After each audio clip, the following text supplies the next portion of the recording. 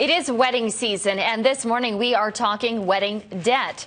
Canadians spend on average more than $30,000 on their wedding, and some end up with a pile of debt at the end. Joining us now with some tips to stay away from that is Jeffrey Schwartz with Consolidated Credit Counseling Services of Canada. Good morning, Jeffrey, and thanks for being with us.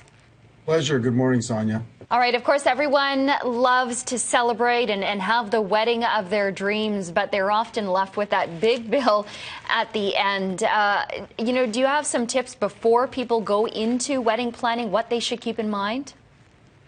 Well, you've got to do a bit of a reality check. I mean, this is their dream day. They've planned for this, could be for decades, and they need to understand that there's going to be a cost associated with all their want-to-haves, and they really need to look at it, sit down, and understand what those things are going to cost, how they're going to pay for the wedding, and if someone's going to contribute, if it's all going to be on their shoulders, that sort of thing, before they actually start buying things and setting things up. It's a good way to start the planning process.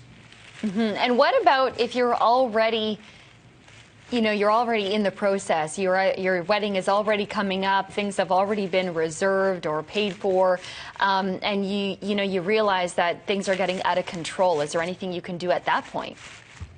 Well, the easiest and best way to reduce the cost of a wedding, because the most expensive element is the number of guests. And I think the average for a Canadian wedding is somewhere around 129 guests, according to Wedding Bells. And if you reduce the number down to 100, that's going to take a significant cut right out of the budget, right off the top line. So that's something that you might want to consider if you're struggling with how much it's going to cost. Cut down the number of people. Skip some of the traditions. It might be that you've got some traditions that take place at these weddings that are very costly. It could be a wedding band, and it could be a wedding band with stones in it. Those get very expensive.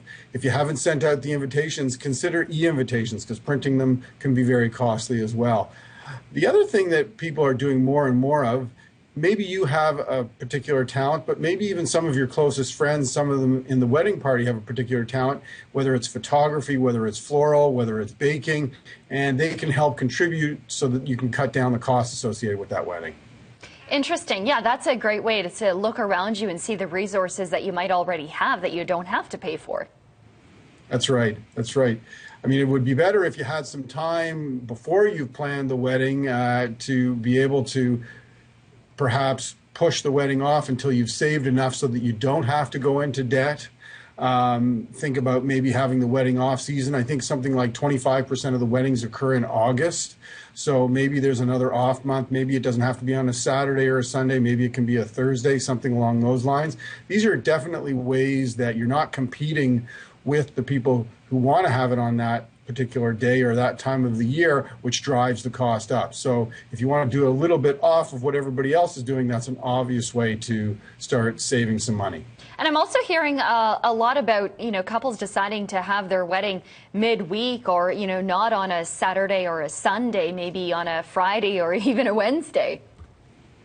And it's something different. Maybe it's something that will add a little bit of uniqueness to your wedding, and you could play with that day or play with that season so that it becomes a bit of a novelty and unique, specific to your wedding.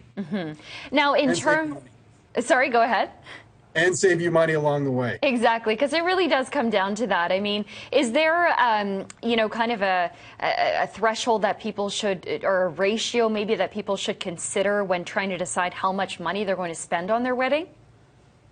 It really is up to you, because everybody is different. But I think if you're saving for your wedding and you have time before that day has to come, think about putting away, say, 20% of your income towards that, so that when the day does come, you've had ample time, ample opportunity to save enough so that you don't have to take on debt to put the wedding of your dreams on.